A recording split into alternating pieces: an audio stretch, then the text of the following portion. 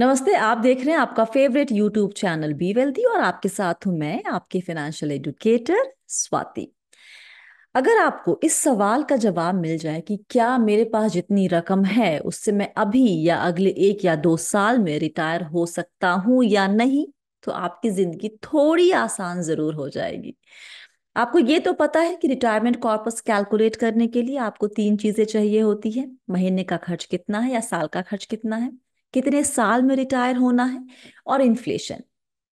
कुछ दिनों पहले एक इवेंट में हमने किसी को रिटायरमेंट कॉर्पस कैलकुलेट करने के दूसरे अप्रोच के बारे में बात करते हुए सुना, जो बहुत ही आसान सा तरीका था ये जानने के लिए कि आप फिनेंशियली रिटायरमेंट के लिए रेडी हैं या फिर नहीं हैं। आज वही आसान सा तरीका आपके साथ हम शेयर करने वाले हैं, ताकि आपको इस सवाल से कि स्वाति मैम, मेरे पास कुल इतनी सी रकम है, क्या मैं रिटायर हो सकता हूँ या नहीं, इससे छुट्टी मिल जाएगी। वीडियो को अंत तक देखिएगा, तभी आपको ये अप्रोच समझ में आएगा। आधे अधूरे छोड़ देंगे तो फिर से सवालों की झड़ी लग जाएगी। और वो आसान तरीका आपके साथ आज हम शेयर करेंगे। हमारे साथ हैं रवि सराओगी, को फाउंडर समस्थिति एडवाइजर्स। रवि, बहुत शुक्रिया वक्त निकालने के लिए। कैसे हैं आप? Thank you. I'm fine, Swati. Thank you so much for having me. अच्छा रवि, मैंने आपको सुना था एक इवेंट में जहां पर आप अलग अप्रोच की बात कर रहे थे, और इसलिए आज ये वीडियो हम कर रहे हैं। कोई भी शख्स रिटायरमेंट रेडी है या नहीं ये जानना आसान हो जाएगा अगर उसको ये पता हो कि रिटायरमेंट के वक्त उसके पास कितनी रकम होनी चाहिए। और आपकी अप्रोच काफी अलग है जो अब तक हम सुनते या पढ़ते आए हैं। उस अप्रोच के बारे में जरा बताएं हमें। श्योर। सो रिटायरमेंट कॉर्पस कैलकुलेट करने का एक आसान और एक एक्यूरेट तरीका है। ये मेथड थोड़ा डिफरेंट है, लेकिन it hmm. Gives very very accurate output. Hmm. So most people plan to retire at 60।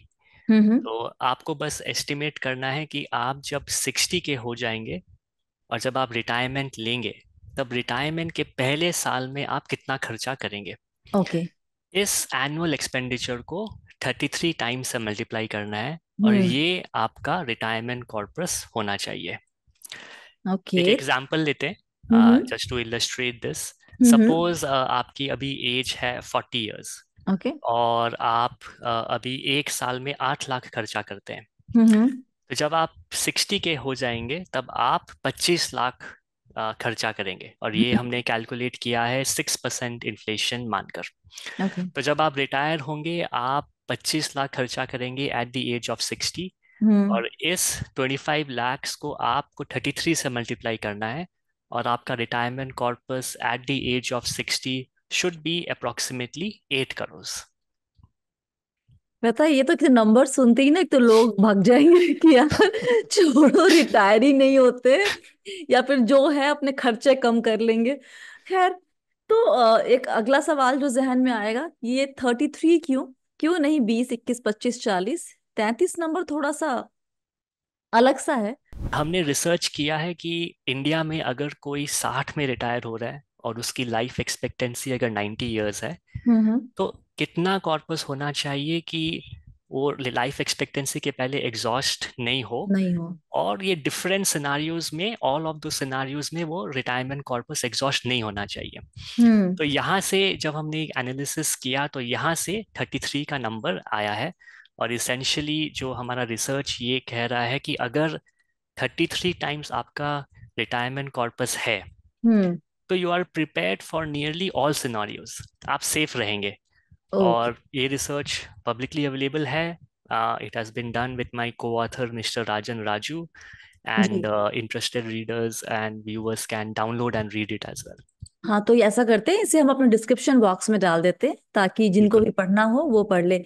अब यहाँ पर और सवाल क्या आ रहे हैं।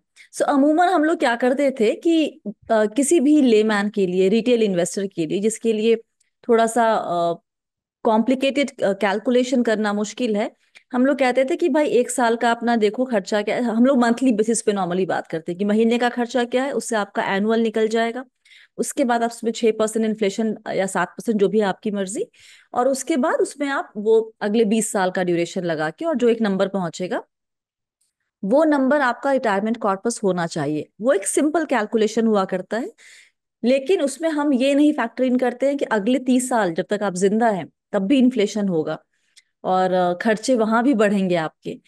तो वहां पर हम एक ये चीज करते हैं कि एक रफ आइडिया ले लेते हैं कि भाई आपका मान लीजिए कि 12% आपका जो पोर्टफोलियो है वो रिटर्न दे रहा है, और आप वहां से उससे कम निकाल रहे हैं, राइट?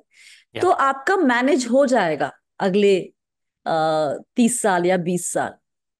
सो ये अप्रोच और आपके अप्रोच में बेसिक डिफरेंस क्या आ रहा है यहाँ?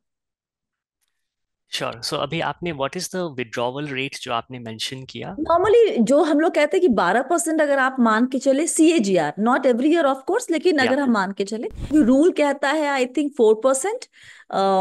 लेकिन बहुत सारे एक्सपर्ट 6 या 7% की भी बात करते हैं। ठीक है। सो आपका एग्जांपल जो है, let's take those numbers. Hmm. अगर हमारा एक्सपेक्टेशन है कि हमारा retirement corpus is going to earn 12% annual return, ji. तो सबसे पहली बात तो ये इंडिकेट करता है कि इस रिटायरमेंट कॉर्पस में इक्विटी बहुत ज़्यादा है। हम्म। क्योंकि अगर आप एक टिपिकल रिटायरमेंट कॉर्पस देखेंगे जी। जिसमें लेट्स से एक बैलेंस रिटायरमेंट कॉर्पस जिसमें हम्म 50% डेट और 50% इक्विटी, हम्म। डेट का रिटर्न अगर आप 6 से 7% मान के चले, तो हम्म ये balance retirement corpus 12% return earn नहीं करेगा। तो हम्म अगर आप ये फैक्टर इन कर रहे हैं कि आपका retirement corpus will earn a 12% return, hmm. By default आप ये अज्यूम कर रहे हैं कि एटलीस्ट 70 to 80% उस रिटायरमेंट कॉर्पस में इक्विटी है।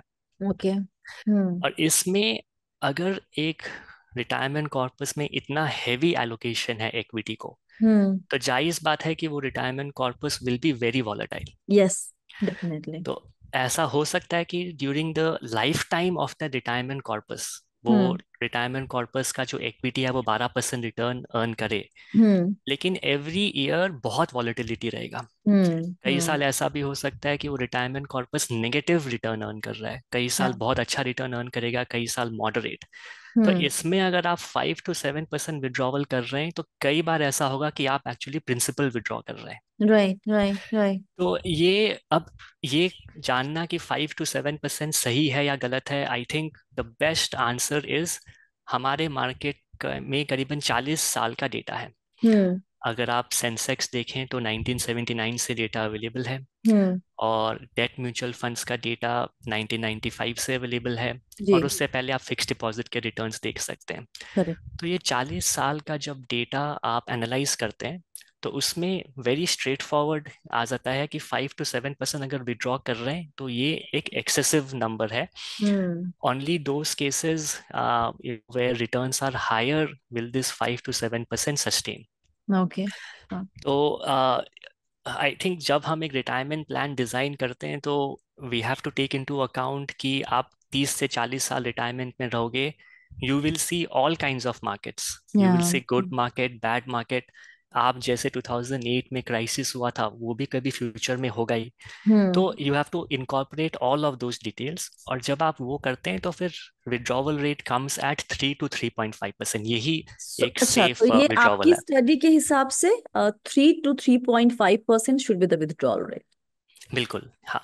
तो इनफैक्ट अगर आप देखें तो वो 33 जो नंबर हमने डिस्कस किया था, जी। उसी से ये 3 to 3.5% नंबर आता है। तो मैं अच्छा। आपको एक एग्जांपल देता हूँ। जी। सपोज आप रिटायरमेंट के पहले साल में 100 रुपया खर्चा कर रहे हैं। So hmm. Just for ease of calculation 100 rupees का एक्सपेंडिचर मान के चलते हैं साल का रिटायरमेंट में। तो हमारे 33 नंबर के हिसाब से आपको 100 into 33 आपका रिटायरमेंट कॉर्पस होना चाहिए, ओके। Which is 3,300। हम्म। तो इसेंशली आप 3,300 से 100 रुपया निकाल रहे हैं। तो अगर आप कैलकुलेट करें proportion, 100 as a proportion of 3,300, that yeah. Is nothing but 3%। Hmm. So in fact आपका जो मल्टीपल है 33 times retirement corpus, that also determines your withdrawal rate of 3%। Okay. यहाँ ओके। पे मैं एक बात क्लैरिफाई करना चाहूंगा, बिकॉज ये बहुत ही मेजर कंफ्यूजन होती है लोगों में। They assume that when we are talking about 3% withdrawal rate, you are withdrawing 3% each year, ऐसा नहीं है। Hmm. So the way this works is आपके रिटायरमेंट के पहले साल में हाँ। आपको 3% विड्रॉ करना है। ओके। उसके बाद आप जो भी विड्रॉ कर रहे हैं आप उसको इन्फ्लेशन से एडजस्ट कर सकते हैं। ओके। सो आपने इनिशियल ईयर में 3% विड्रॉवल किया है, हाँ हाँ। उसके बाद actual withdrawal may be higher or lower than 3%, depending hmm. on whether your retirement corpus, how it grows. या। So I think the beauty of this 3% withdrawal rate is what our research suggests is that अगर आप first withdrawal जो आप करते हैं retirement में, पहले साल में जो आप विड्रॉवल करते हैं, उसको अगर आप 3% से लिंक करते हैं और उसके बाद सब्सिक्वेंटली इन्फ्लेशन एडजस्ट करके आप विड्रॉ करते रहें, तो आपका रिटायरमेंट कॉर्पस आपके लाइफ एक्सपेक्टेंसी से पहले एग्जॉस्ट नहीं होगा। नहीं करेगा। ऑल राइट, तो बेसिकली हमारे पास आपके अप्रोच के मुताबिक पहले साल का खर्च जो भी है उसमें आप 33 से मल्टीप्लाई कर दीजिए, वो आपका रिटायरमेंट कॉर्पस होना चाहिए। और उसके बाद आप 3% फर्स्ट ईयर में विड्रॉ करेंगे, उसके बाद आप इसको इन्फ्लेशन से लिंक कर दीजिए और उसके हिसाब से अपना विथड्रॉल कीजिए। ओके। बिल्कुल। रवि, हमारे पास एक क्वेश्चन आया था, हमें नाम नहीं पता उनका, लेकिन मैं आपसे क्योंकि आप रिटायरमेंट स्पेशलिस्ट हैं तो आपसे ही पूछ लेते हैं, और इस अप्रोच में दिक्कत क्या है ये भी आपसे जान लेंगे। लिखा उन्होंने कि मेरे पास 30 लाख रुपए हैं, मेरी उम्र 50 साल है, SWP प्लान कर रहा हूँ, 15 से 20 साल का टाइम होराइजन है। और फंड्स के बारे में पूछा, हालांकि फंड्स की बात नहीं करेंगे, लेकिन ये कह रहे हैं कि मैं I am expecting 1% of 30 lakhs as my monthly income. ये ही लोगों की एक्सपेक्टेशन है। ओके, ये सही एक्सपेक्टेशन है या नहीं? so 1% per month, so that essentially simple annualization के हिसाब से भी it will come to 12% withdrawal साल का। हम्म। आई थिंक ये बहुत हाई है। हम्म। और इसमें हम वापस से if you see, if you are expecting 15%, 12% hmm. Withdrawals, हम्म।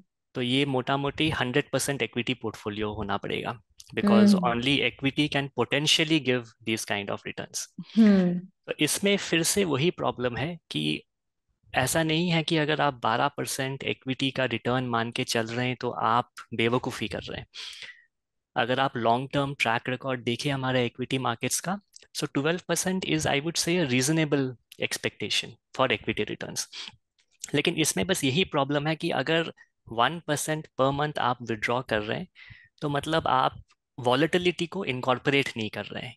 हम्म। आप ये फैक्टर इन नहीं कर रहे हैं कि कई बार आपका equity portfolio will be down.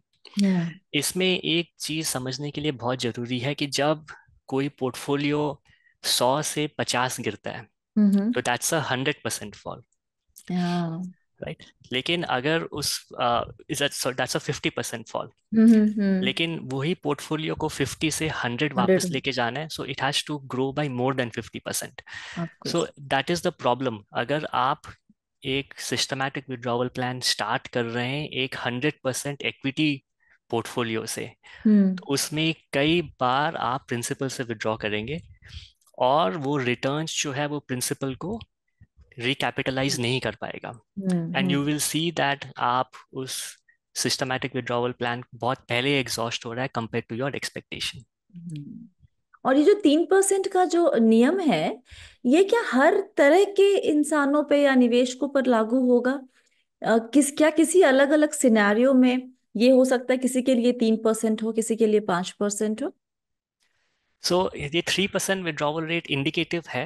हम्म। ये ऊपर या नीचे जा सकता है डिपेंडिंग ऑन इंडिविजुअल सर्कमस्टांसेस। हम्म। अगर कोई बहुत अग्रेसिव रिस्क टेकर है, तो हायर विड्रॉवल रेट कर सकते हैं। या अगर कोई 60 से भी लेटर रिटायरमेंट प्लान कर रहे हैं, हम्म। so they are actually going to spend lesser years in retirement, हम्म। तभी भी आप हायर विड्रॉवल कर सकते हैं। सिमिलरली अगर कोई रिटायरमेंट प्लान अर्ली कर रहा है, अर्ली रिटायरमेंट टारगेट कर रहा है, then the withdrawal rate will go even below 3%। So हमने जो रिसर्च किया वो एक टिपिकल सिनारियो के लिए है। 60 is the retirement age, 90 is the life expectancy. एक बैलेंस्ड पोर्टफोलियो अगर आप मान के चले, जिसमें essentially 50 to 60% is debt hmm. And about 40% is equity, hmm. तो ये वाला पोर्टफोलियो मान के चले तो आपको 3% का विड्रॉवल रेट आता है। इसमें जब हमने ये रिसर्च पब्लिश किया तब एक बहुत फ्रीक्वेंट फीडबैक ये रहा कि अगर 50% रिटायरमेंट पोर्टफोलियो में डेट का एलोकेशन है, हम्म। क्या उसके कारण ये विड्रॉवल रेट इतना लो है? तो हम्म। अगर हम इक्विटी का शेयर को ऊपर ले जाएं, तो हम्म। क्या हम हायर विड्रॉवल रेट टारगेट कर सकते हैं? तो हम्म। हमारा रिसर्च ये कहता है कि अगर आप इक्विटी का शेयर अबव 50% लेके जाते हैं, तो द आउटपुट बिकम्स वर्स। ऐसा नहीं है कि withdrawal rate starts to go up, withdrawal rates actually starts to come down. Why so? That is because equity is very very volatile. Hmm. तो अगर आप एक दो पोर्टफोलियो को अगर आप एनालाइज करें, जिसमें 60 to 70% इक्विटी है और जिसमें 100% इक्विटी है, ओके। बोथ दीज पोर्टफोलियोज मोर और लेस बिहेव द सेम। हम बहुत बार ऐसा सोचते हैं कि अगर आपने एक पोर्टफोलियो में इक्विटी का एलोकेशन लेट्स से 70% रखा है हम्म। और 100 से नीचे 70% पे आपने कर दिया है, तो वो समहाउ बहुत सेफर हो गया है। हम्म। ऐसा नहीं है, वो सेफ है ऑफ कोर्स, बिकॉज उसमें 30% मे बी डेट का एलोकेशन है। हम्म। लेकिन इक्विटी इतना वॉलेटाइल एसेट क्लास है कि the moment the share of equity starts exceeding 60 odd %, hmm. वो portfolio starts to behave pretty much like a 100% equity portfolio.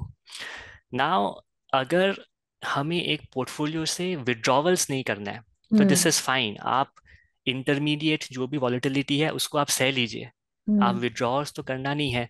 Long term अगर आप 10 15 20 ईयर्स के लिए इन्वेस्ट कर रहे हैं, तो volatility does not matter. Hmm. लेकिन in a retirement portfolio it matters a lot, hmm. Because आप उस पोर्टफोलियो से विड्रॉवल्स कर रहे हैं। या। और अगर आप एक पोर्टफोलियो कंस्ट्रक्ट कर रहे हैं जिसमें बहुत इक्विटी का एक्सपोजर है और हम्म। उसमें आप कंटिन्यूअस विड्रॉवल कर रहे हैं, hmm. At the hmm. End of the day, अगर आपको रेंट एक्सपेंसेस देना है तो वो देना है, या। अगर आपको राशन खरीदना है तो वो खरीदना है, that can not be shifted. Correct. Markets बुरा है तो ऐसा नहीं है कि वो एक्सपेंसेस आप पोस्टपोन कर सकते हैं। तो करेक्ट। ये एक बहुत ही डेंजरस कॉम्बिनेशन है, this demand on the retirement portfolio to generate that monthly income hmm. without any flexibility, hmm. right? That can kill a retirement portfolio. I agree to a certain extent. मेरा यहाँ पर एक question ये आ रहा है कि normally जब लोग रिटायरमेंट कॉर्पस कहीं डिप्लॉय करते हैं, तो उसमें एक चीज ये करते हैं कि भाई क्योंकि 20 साल और या 30 साल और जिंदगी जीना है, तो जितना है आप उसको ही, सिर्फ उस पर डिपेंडेंट नहीं होंगे, उसको भी आप ग्रो करवाना चाहेंगे। तो वो क्या करते हैं बहुत सारे लोग कि एक पोर्शन वो इक्विटी में डाल देते हैं कि वो ग्रो होता रहे, और मे बी सेफर ऑप्शन में भी कंजर्वेटिव हाइब्रिड, या इवन बहुत लोग बैलेंस एडवांटेज भी प्रेफर करते हैं SWP के लिए, वहां से वो पैसे निकालते हैं अगले 3 4 साल के लिए।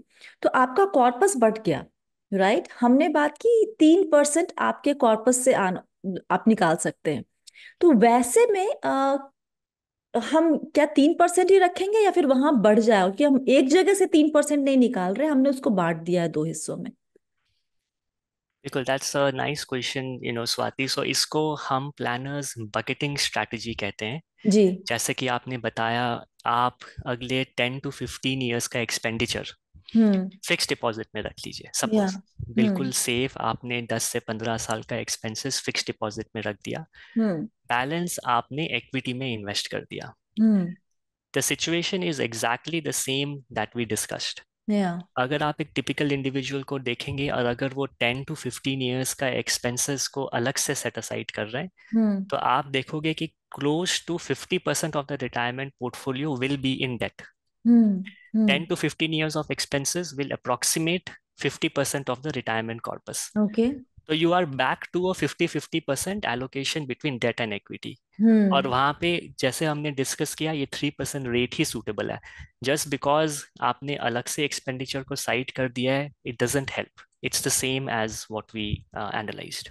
अच्छा, एक आखिरी सवाल कि आपके हिसाब से, क्योंकि आपने इतना इतना डीप स्टडी किया है रिटायरमेंट के ऊपर, कि आइडियली एक पोस्ट रिटायरमेंट पोर्टफोलियो कैसा होना चाहिए और एलोकेशन कैसा होना चाहिए? ये सवाल इसलिए क्योंकि बहुत सारे एक्सपर्ट्स की अलग अलग राय होती है, और ये एक बहुत बड़ा तबका जो ये कहने लगा है कि अब आपको इक्विटी में एक अच्छा खासा एक्सपोजर होना जरूरी है, अगर आप 30 साल तक चाहते हैं कि आपका रिटायरमेंट कॉर्पस बना रहे आपके पास।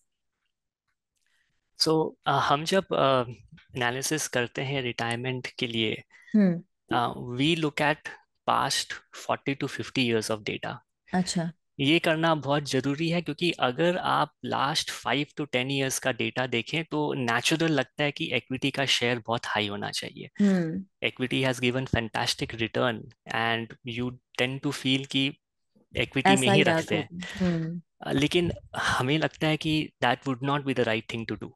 Okay. Our preferred allocation is 60% in debt and 40% in equity.